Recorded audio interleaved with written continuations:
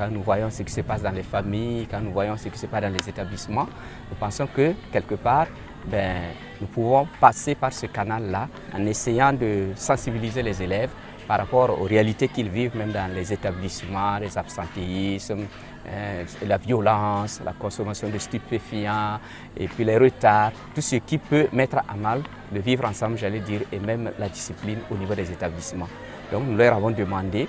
de chercher eux-mêmes, de voir ce sur quoi ils voudraient traiter pour pouvoir sensibiliser d'abord leurs camarades au niveau de l'établissement. Et l'objectif naturellement, c'est un meilleur rendement scolaire et arriver à discipliner, à créer justement les conditions nécessaires d'une bonne éducation à l'interne et puis à l'externe pour pouvoir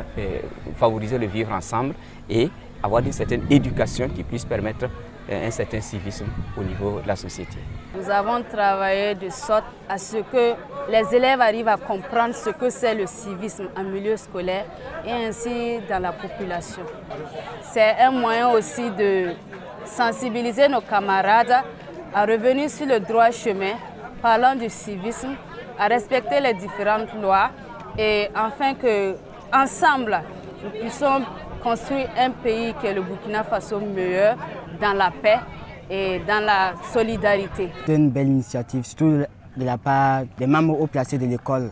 Ça pourrait vraiment nous aider, puisque surtout dans notre domaine des techniciens, il faut vraiment que nous mettions le point sur l'incivisme, quoi. Parce qu'à cause d'une petite erreur comme ceci, vous pouvez causer des pertes en vie humaine comme ce qu'on l'a montré dans notre théâtre. Nous devons arrêter l'incivisme,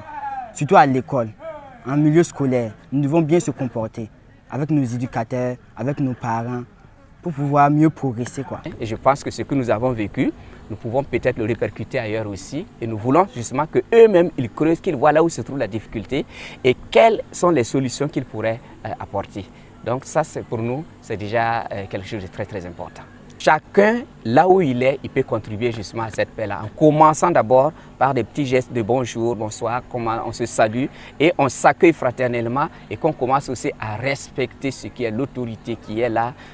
à le vivre ensemble, c'est très très important pour pouvoir, et ce n'est pas seulement les jeunes, je pense que ce qu'ils présentent aussi, ce qui vaut pour les jeunes aussi vaut pour les moins jeunes et pour les plus anciens, que nous puissions revenir justement aux fondamentaux, à savoir une bonne éducation qui passe d'abord naturellement par le respect de tous et de chacun et de mettre aussi l'intérêt supérieur, j'allais dire la nation, de tous au-dessus de tout, mais que nous puissions essayer de voir qu'est-ce que nous pouvons faire pour justement revenir à cette paix-là dont nous avons tant besoin. Et chacun peut faire quelque chose et doit faire quelque chose.